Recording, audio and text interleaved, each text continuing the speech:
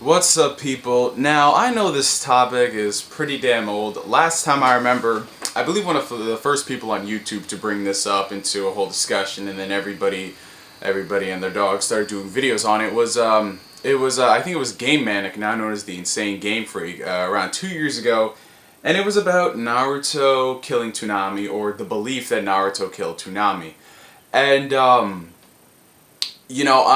really haven't come out and said what I think about this.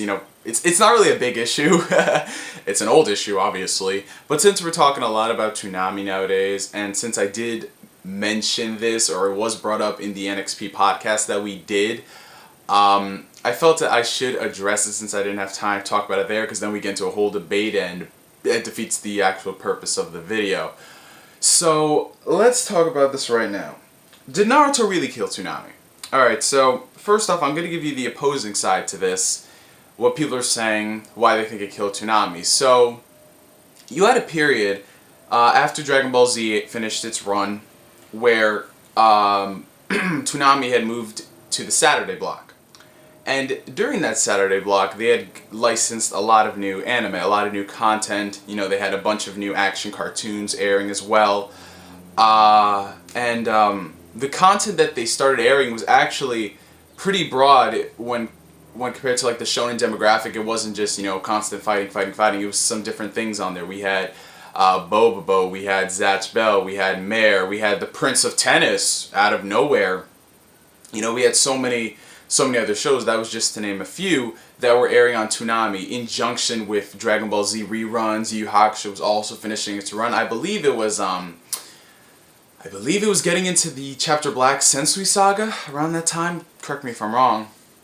So you had a lot of new shows, some niche shows airing on there, and they started to build up some buzz, but there really wasn't a big hit series that would have somebody tuning in. Like, how for Toonami, it was always just Dragon Ball Z, and before that it was Sailor Moon. You always have that one show.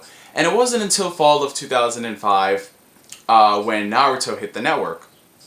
Alright, and as you guys could already tell, Naruto blew up. It was huge everywhere. It was more or less the DBZ of the modern 2000s over here in the States. I know people like to say, oh no, DBZ was a lot more popular, but let's be honest, it was probably one of the closest things in popularity to Dragon Ball Z at its prime.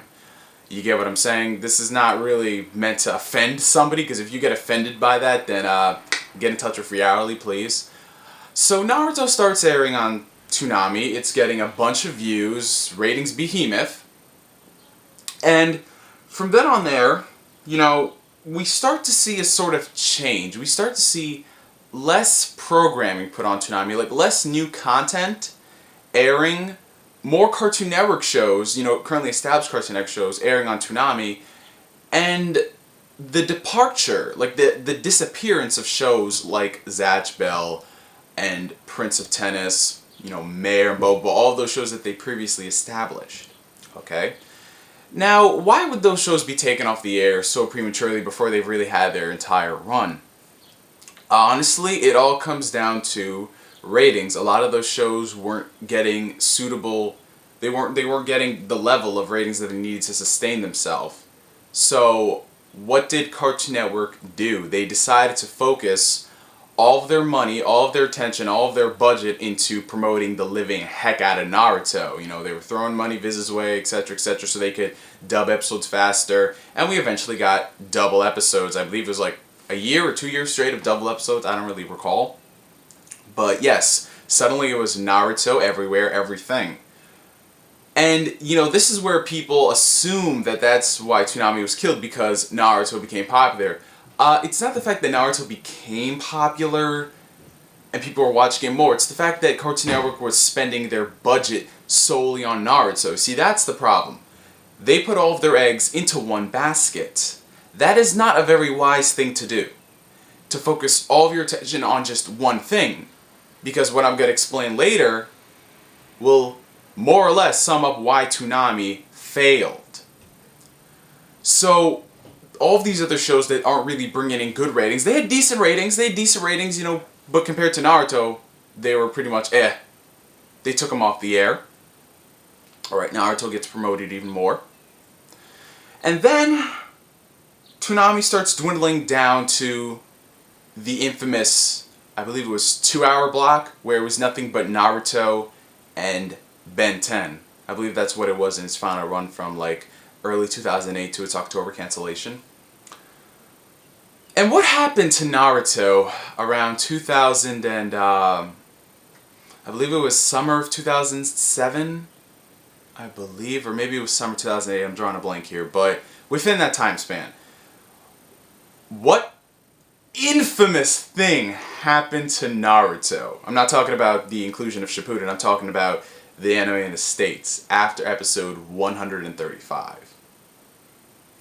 Naruto went into its 80 episode filler arc. Yes, say what you want about the filler. In some cases the filler was good because it developed characters that Kishimoto really didn't spend time on. That's what I really loved. We saw Hinata getting development, we saw Anko getting development, something we really don't see much in Shippuden. All the characters are pretty much pushed to the side more or less. You know, we saw a lot of great development going on there, but the fact is those development episodes were spread so far, few and far between, that people really tuned out. They didn't care because, frankly, 85% of that filler was complete bullshit just to fill up time so Kishimoto can continue writing and then they can adapt Shippuden. Alright, so they strengthen this with the double episode so it gets you through it faster. However, people just start to fall out of Naruto because it's not interesting anymore. Like with any show, if it's not interesting, the ratings are going to decline. Okay, so we're in a situation where Naruto, the ratings behemoth, is losing its views. It's becoming less popular because it entered one of its more unfavorable arcs. People stop watching. All they're airing on Toonami is Naruto and Ben 10. Now you're saying to yourself, if Naruto was declining so much, why didn't they just license more series to, help until they can pick itself up and then Shippuden comes in? Well, our friends over at Cartoon Network made that big mistake with Naruto. Like I mentioned earlier, they overspent on the series. They put all their eggs into one basket. They didn't spread the love. When they were building this tower, they had just one pillar. They didn't try to support it in any way. If it did the job, that's all they needed. They didn't need to have support pillars. Nothing. And that, my friends, is what killed Toonami. Naruto is not responsible for that.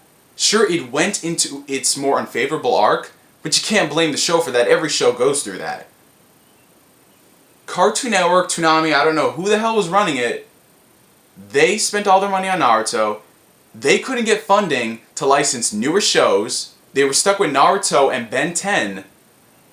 And since it wasn't pulling in the views, Toonami ended up being cancelled in fall of 2008. That's just personally me. That is what I think. I don't think it's completely Naruto's fault. I know people are saying that I'm a Naruto hater now, which I'm not. I really am not. I just dislike the way they're going in Shippuden as of late. Well, actually, as of the past 2 years. But you get what I'm saying? I am not going to sit here and blindly say it killed Toonami because honestly, it didn't. You're going to blame the show for that? When it was actually the people who were running this show, they weren't smart enough to think ahead and spread the love like they did earlier when they had shows like Yu Yu Hakusho and Hamtaro, numerous Gundam series. I don't know about you, but that would seem pretty smart if one of our big contenders isn't doing so hot. We have a backup to keep the ratings afloat until that big guy comes back up. So I hope this was a, interesting history lesson based off my opinions on the situation. Maybe I'm dead wrong, but the way I'm looking at it, from a business perspective, from a logical point, non-fanboyish, that is what killed Toonami. It was their own downfall. They had zero quality, no views whatsoever, and when you're not bringing in the views or money, they cancel the show. I want to thank you guys for watching this video. I'm NGS signing out, and like always, I will catch you guys later. Peace.